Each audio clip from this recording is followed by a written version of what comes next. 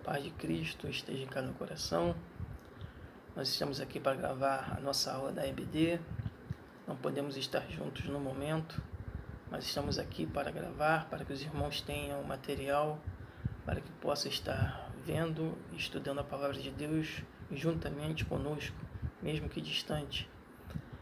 Nós esperamos o mais breve possível estar com os irmãos, no aconchego lá da nossa igreja, para que possamos juntos ministrar, estudar a palavra de Deus e que todos estejam na paz de Cristo. Estamos com saudades e nós vamos dar continuidade à nossa EBD através desses vídeos. E a última aula foi ministrada pelo irmão Marcos e falou a respeito do capítulo 25, entrou também no capítulo 26, e hoje nós vamos dar continuidade falando a respeito do capítulo 26, a partir do versículo de número 26, que fala sobre a ceia do Senhor. Então vamos lá, Mateus 26, a partir do verso de número 26. Enquanto comiam, tomou Jesus um pão e, abençoando-o, o partiu e o deu aos discípulos, dizendo: Tomai, comei, isto é o meu corpo. A seguir tomou um cálice, tendo dado graças, o deu aos discípulos, dizendo: Bebei dele todos, por isto é o meu sangue, porque isto é o meu sangue, o sangue da nova aliança, derramado em favor de muitos, para a remissão de pecados. Digo-vos que desta hora em diante não beberei deste fruto da vide até aquele dia em que hei de beber novo convosco no reino de meu Pai. E tendo cantado o hino, saíram para o monte das oliveiras. Então nós podemos ver aqui, irmãos, Jesus tomou dois elementos aí do jantar da Páscoa, porque naquele momento eles estavam aí celebrando a Páscoa, e ele pega o pão asmo e o cálice com vinho, e ele usa naquele momento para representar a sua morte. O pão repartido representa o seu corpo entregue pelos pecados do mundo. O fruto da vide representa seu sangue, derramado para a remissão dos meus e dos seus pecados. O texto não indica que algo especial ou misterioso aconteceu com aqueles elementos da ceia, o pão e o cálice. Mas, porém, eles continuaram sendo o pão e o fruto da vide. Mas aí estava transmitindo um significado muito profundo e muito especial: o corpo e o sangue de Jesus Cristo. A ceia do Senhor lembra que devemos esperar a volta de Cristo e que nós possamos estar celebrando a ceia do Senhor até que Ele volte. É interessante que naquele momento eles estavam na Páscoa. E a Páscoa apontava para o Cordeiro de Deus que tiraria o pecado do mundo, ou seja, apontava para Cristo. A ceia do Senhor anuncia que essa obra maravilhosa foi realizada. E como eu falei, eles estavam ali na Páscoa. E qual era o motivo da Páscoa? Vamos relembrar um pouquinho. A Páscoa era uma celebração em que o povo de Israel lembrava do seu passado e louvava a Deus pela libertação do cativeiro do Egito. O povo de Deus foi poupado quando marcou as ombreiras e a verga da porta de suas casas, com o sangue do Cordeiro, para que quando o anjo da morte passasse, não atingisse a casa do povo de Deus. E a celebração da Páscoa tem como principal tema a recordação dessa libertação completa do povo do Egito. E é interessante que já aí nós podemos identificar já uma analogia completa também a nós, a escravidão do pecado, que Cristo veio para nos tirar da escravidão e da morte eterna. Então o Cordeiro já representava Cristo, que seria morto em favor de muitos, para expiação dos nossos pecados. É interessante que o povo de Israel foi escravizado pelo Egito, mas Deus tinha para eles uma terra prometida. Eles ficaram cativos por 430 anos, mas Deus os conduziu em direção a esta terra, onde eles iriam ser livres. E constituiriam uma nação. E essa passagem da escravidão para a liberdade foi denominada de Páscoa, que significa passagem. A comemoração foi instituída como memorial para que fosse sempre lembrado a libertação do cativeiro, a passagem da vida escrava para a vida livre. E isso é uma representação muito clara da redenção que Jesus realizaria na cruz e deveria ser comemorado por todos. Seus ingredientes deveriam ser, daquela Páscoa, um cordeiro ou um cabrito. Quase sempre era um cordeiro, de no máximo 1 ano, pão sem fermento e ervas amargas. Isso você pode identificar lá em Êxodo, no capítulo 12, a partir do verso de número 1. E a simbologia que eles usaram na Páscoa para comemorar, a saída do Egito era um animal morto. Esse animal morto já representava esse cordeiro, Cristo, que seria morto na cruz do Calvário, mostrando que não havia pecados, não havia perdão sem remissão de pecados, sem derramamento de sangue. E o sangue do animal aí já ele representa o sangue de Cristo. E quando aspergido na porta da casa, livrava da morte. Assim também o sangue de Jesus nos liberta da escravidão de Satanás e da punição eterna. Hebreus 9, 11 e 12 vai dizer o seguinte: mas vindo Cristo, o sumo sacerdote dos bens futuros, por um maior e mais perfeito tabernáculo, não feito por mãos, isto é, não desta criação, nem por sangue de bodes e bezerros, mas por seu próprio sangue, entrou uma vez no santuário, havendo efetuado uma eterna redenção. Ou seja, Cristo fez o sacrifício perfeito. Ele foi a nossa eterna e Ele é a nossa eterna redenção. E esse cordeiro utilizado na Páscoa deveria ser sem defeito, porque todas as ofertas a Deus devem ser tiradas do melhor, e também porque estaria representando Cristo. E Cristo é o cordeiro sem defeito. Ele não teve pecado algum. E qual o propósito da Santa Ceia? Olha o que diz Lucas 22, verso 19. Fazei isto em memória de mim. A ceia do Senhor é nossa oportunidade para lembrar o sacrifício que Jesus fez na cruz, pelo qual nos oferece a esperança da vida eterna. Porque todas as vezes que comerdes deste pão e beberdes deste cálice, anunciais a morte do Senhor até que Ele venha. 1 Coríntios 11, 26. A ceia do Senhor não pretende ser um memorial do nascimento, da vida ou da ressurreição de Cristo. É um momento especial, no qual os cristãos refletem sobre o Salvador, sobre o sofredor, sobre Cristo, para que ele possa ser lembrado, para ser lembrado daquele alto preço que ele pagou na cruz do Calvário, pelos meus e pelos seus pecados. Então nós precisamos manter esse tema principal do Evangelho em nossas mentes, que Cristo morreu pelos nossos pecados. E Jesus usa 2 símbolos para representar seu corpo e seu sangue. E é claro que ele não oferece literalmente o seu corpo, nem seu sangue, que ainda estava correndo em suas veias. Ele deu aos discípulos pão sem fermento para representar o seu corpo e o fruto da videira para representar o seu sangue, que estava para ser derramado na cruz. Ele não deixou dúvida sobre a relação deste sacrifício com a nossa salvação. Olha Mateus, que diz Mateus 26, 28. Porque isto é o meu sangue, o sangue na nova aliança derramado em favor de muitos para a remissão de pecados. A antiga aliança era aquela que foi feita com os judeus, pela aspersão do sangue de sacrifícios. É interessante que aqui no capítulo de Mateus, no capítulo 26, no verso 28, ele diz que o sangue é o sangue da nova aliança derramado por muitos. Então é uma nova aliança.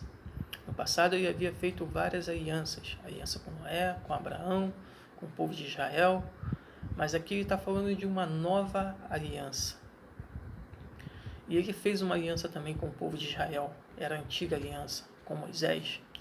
E Moisés tomou o sangue e aspergiu sobre o povo e disse: eis o sangue da aliança que o Senhor fez com você. Aqui é uma alusão a isso que Jesus está falando de uma nova aliança. Jesus diz que este cálice é a nova aliança em seu sangue, isto é, esse sacrifício está sendo ratificado, selado, sancionado pelo sangue de Cristo. E somente Ele poderia fazer essa aliança. Somente Cristo poderia morrer na cruz do Calvário. Nos tempos antigos, os convênios ou os contratos eram ratificados matando o animal pelo derramamento de sangue. Então Jesus disse que a aliança que Deus está prestes a formar com as pessoas é a nova aliança, ou a economia do Evangelho. Ou seja, esse Evangelho está sendo selado, essa aliança está sendo selada, ratificada com o seu sangue. E como era a ceia do Senhor na igreja primitiva? Depois que Jesus ceia com seus discípulos, mais para frente, nós podemos identificar a ceia do Senhor na igreja primitiva. E o livro de Atos e as cartas escritas às igrejas nos ajudam a aprender um pouco mais sobre a ceia do Senhor. Os discípulos se reúnem no primeiro dia da semana para participarem da ceia. Atos fala sobre isso. Esta ceia é entendida como um ato de comunhão com o Senhor. 1 Coríntios fala sobre isso.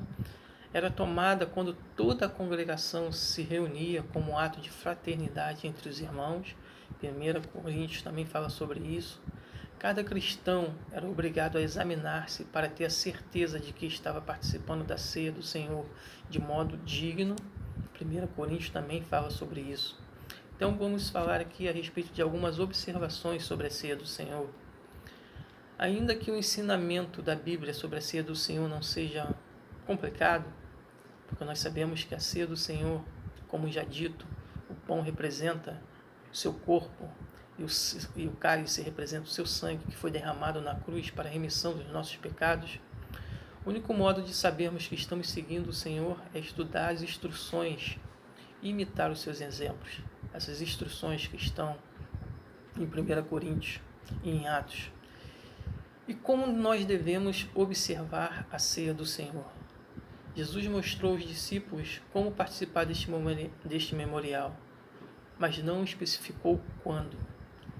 Nós aprendemos quando os primeiros cristãos observam a ceia pelo exemplo dos discípulos lá em Troade.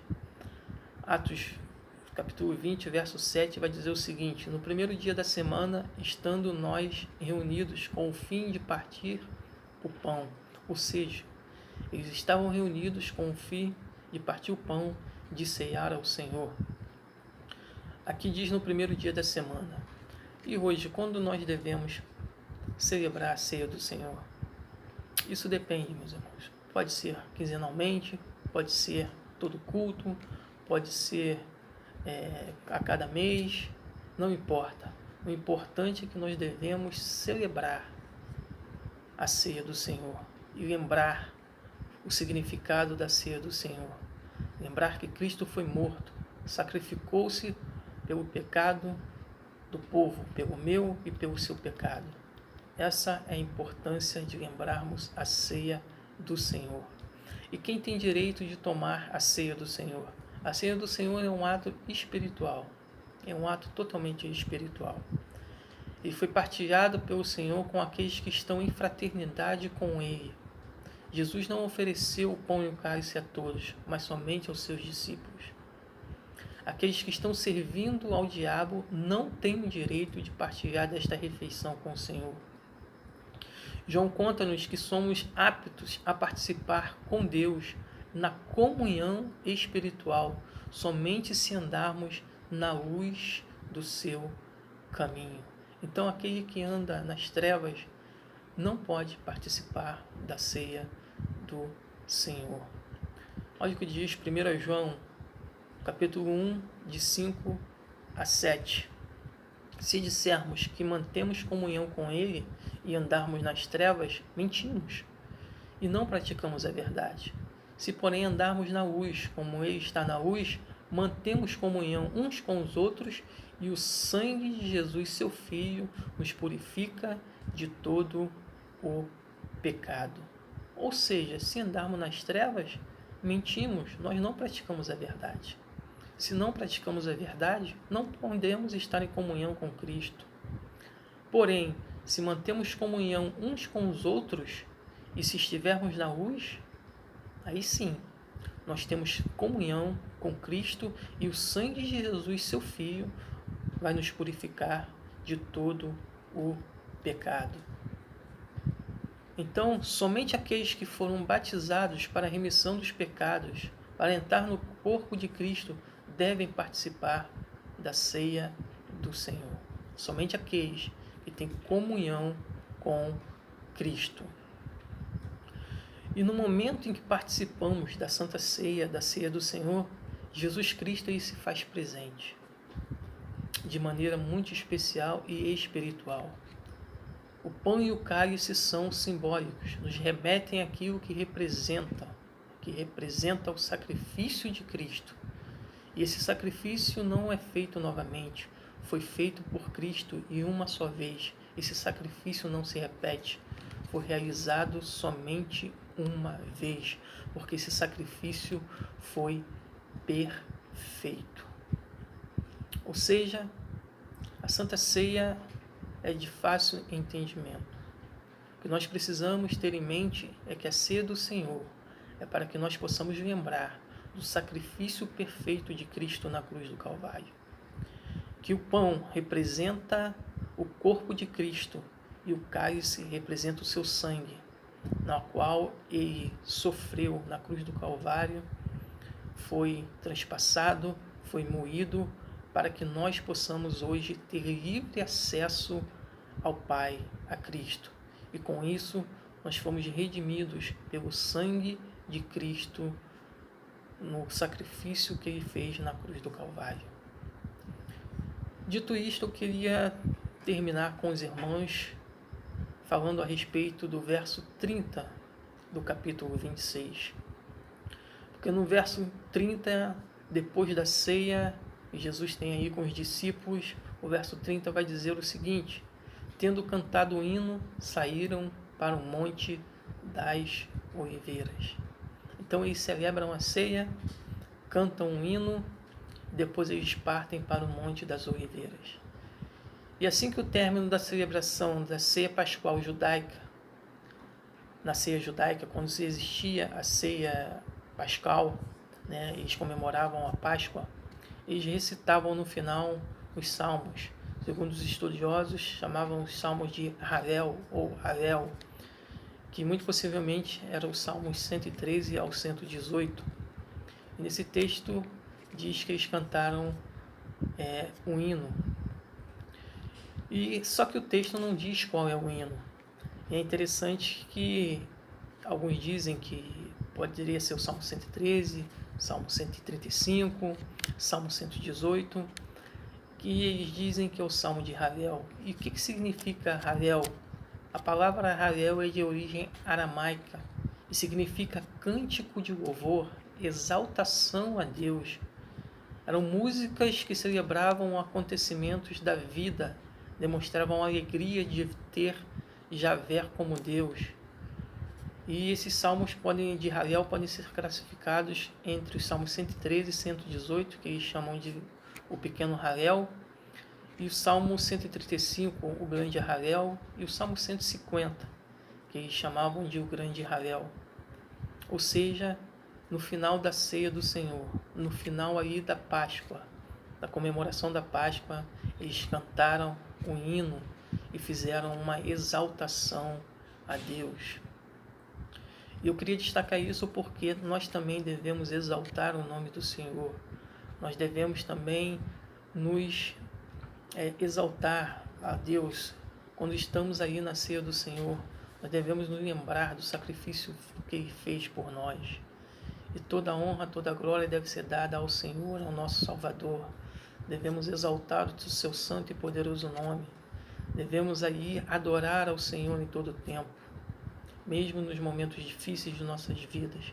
Devemos adorar ao Senhor, devemos nos achegar a Ele, porque somente Ele é capaz de suprir todas as nossas necessidades, todos os nossos anseios. E que Deus possa ter ministrado ao coração dos irmãos. Essa é a nossa primeira aula em vídeo que nós estamos ministrando. Daqui para frente nós vamos estar divulgando mais e mais vídeos para os irmãos. Nós falamos um pouquinho da Santa Ceia. Nos próximos vídeos vamos estar dando continuidade à nossa EBD. Vamos orar então, nossos irmãos. Senhor Deus, Pai amado, Deus Todo-Poderoso, graças te damos por esse momento, ó Deus. Que o Senhor possa, Senhor, estar conosco em todo o tempo. Que possamos, Senhor, estar, Senhor, o mais rápido possível na Tua casa, na Tua presença, celebrando a ceia do Senhor. A ceia na qual nós lembramos, Senhor, da Tua morte, do Teu sangue, do Teu pão, Senhor, que é a Tua carne, que foi morto na cruz do Calvário, para que nós hoje possamos ter acesso livre ao Pai, para que hoje nós possamos ser redimidos de todo o pecado. Te agradecemos, Senhor, por tudo, e, Senhor, que o Senhor continue suprindo todas as nossas necessidades e a necessidade dos nossos irmãos, para que nós possamos também, Senhor, te adorar em todo o tempo. Te agradecemos por tudo, em nome de Jesus. Amém.